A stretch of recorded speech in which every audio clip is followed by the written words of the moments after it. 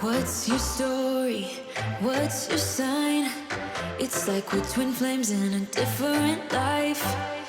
Deep connection lights a spark. It's like you know me in the depths of my heart. We're dreamers. Hi, welcome back to the channel, and in this episode we're going to be talking about alcohol when you're in your motorhome or camper van and drinking. So a lot of people have asked us, what do we do around drinking alcohol and the legality of it all? And there's a couple of solutions, and we're going to talk about that and give you a few tips to what you can do to avoid getting arrested. So don't forget to keep watching so that you can check out the tips that we've got for if you've got a motorhome or a self-built camper like my own.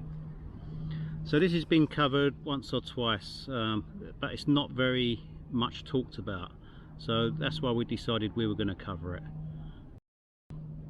Okay, so under section 5 of the Road Traffic Act, there's, rather than the drink driving offence, which we're not going to really discuss because that's quite obvious, we're going to talk about the act of drunken charge of a motor vehicle, which is what you're more likely to be arrested for if you're drinking inside your motorhome.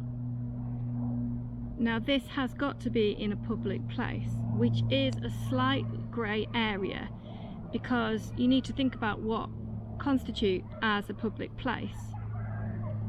So some of the places that you'd think of that weren't public places actually are public places. So even if it's a campsite, if it hasn't got gates on it, then it is a public place. And the gates need to be closed. The gates need to be closed as well. So if you're in your motorhome or camper van and you're at a campsite and you've decided to have a drink, then if those gates aren't closed, then you could be seen to be in charge of the motor vehicle if you've got the keys with you. So as mentioned in some of the other videos, it's quite a grey area that we're covering, and it all falls on your intention to drive a vehicle. If you intend to drive the vehicle, then obviously you're committing an offence.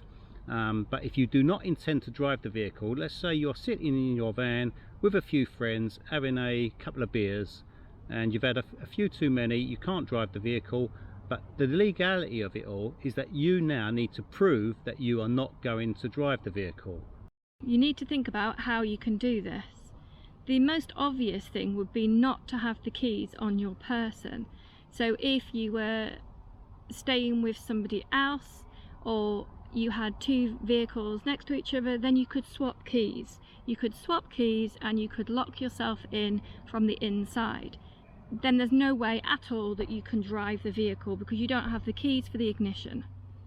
You could put on your pajamas, get undressed, stuff like that. You could sit in bed. That would all prove that you do not intend to drive the vehicle.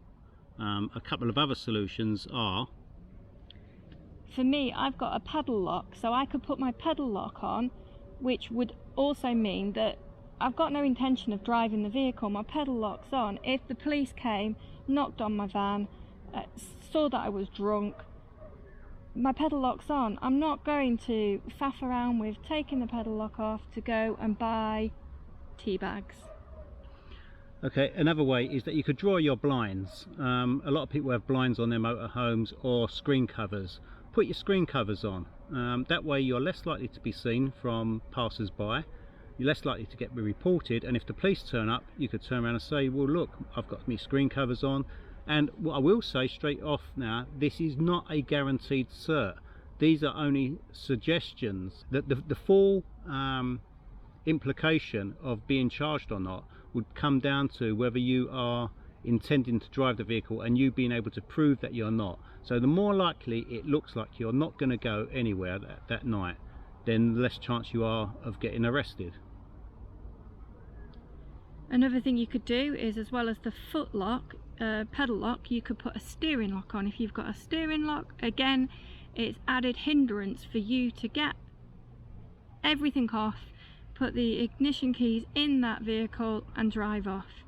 It's really a barrier. It's a barrier to say to the police, I had no intention of driving this vehicle. You could also chain, on my motorhome, the front seats rotate. So I could chain my front seat in reverse. So the car is, or the van is impossible to drive without me unchaining the seat and turning it back around.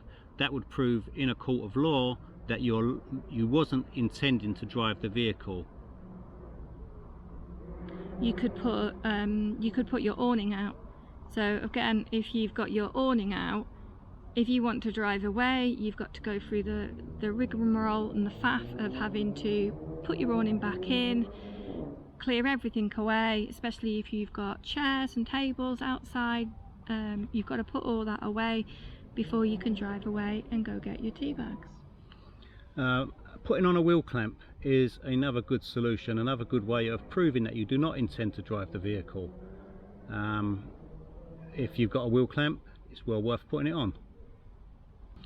Okay, another thing to think about is next morning. When you wake up next morning, you've again got to be aware that you may still be over the limit, and again, if you take all your wheel clamp and awnings and everything else that you've done off, then you've still got to be able to prove that you didn't intend to drive. So under section 5 of the Road Traffic Act, drunken charge is when you are in control of a vehicle whilst over the prescribed limit. There is no set definition of what it means to be in charge of a vehicle, but there must be a realistic possibility that you will attempt to drive whilst over the limit. So that is what you need to prove, that you do not intend to drive. Okay, because I'm just going to read this bit out because I don't want to get it wrong. So section 5 of the Road Traffic Act 1988 sets out this offence and provides a defence. A person who drives or attempts to drive a motor vehicle on the road or other public place, or is in charge of a motor vehicle on a road or other public place after consuming so much alcohol that the proportion of it is in his breath, blood or urine exceeds the prescribed limit, is guilty of an offence. In relation to being in charge of a motor vehicle, a person is not guilty if he proves that the circumstances were such that there was no likelihood of him driving the vehicle whilst the proportion of alcohol in his blood, breath or urine exceeded the prescribed limit. So I think the important thing to think about there is normally in a court of law you are innocent until proven guilty. However, with this, in these circumstances it's reversed. You need to prove that you are innocent and you are assumed to be guilty. So that's the really important thing and the twist with this part of the law, and I think that's the really important thing to think about. So if there's at all any likelihood that the police could think that you are going to drive that motor vehicle, then potentially just don't bother drinking. If there's no way that you can make it so that you can't drive it, then just don't drink. It's not worth it, is it? No. Next few days. Shocking. Hey, we're in California, guys. Yeah, we forgot to mention, we are actually in California. We're sat on the grass in California. I'm so excited to be here. I know. I told her I was bringing her to California. Yeah, I actually told Sue that I was bringing her to California, and she couldn't believe it. She was over the moon.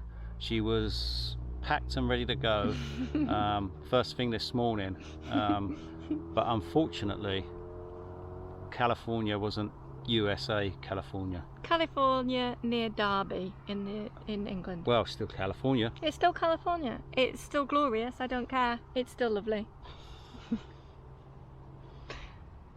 Cheers for watching. Take care. Bye. See you on the next one. Yeah, don't forget We forgot the stickers. Yes, we have some stickers on sale.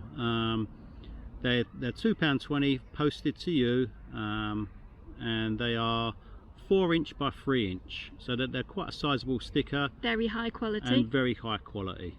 And they've got our faces on them. Unfortunately. And a road. So yeah, if you want the first batch of the Roads Home sticker, then email us. It's in the About section of the YouTube channel. If you look at the top of the screen, there should be a Community and About section. If you look in the About section, that's where our email address is. So if you give us an email, send us a little message, we'll and get that out to you. We'll get one sent out to you. Don't forget to hit the notification bell. Give it a thumbs up for those little algorithms. Subscribe if you want to hear more from us. And you can buy us a cup of tea. We hope you've really enjoyed the video. And we hope you're not getting too hot in this heat, although by the time this comes out it might be raining. Yeah, it will be. Forecast is for raining within the next few days.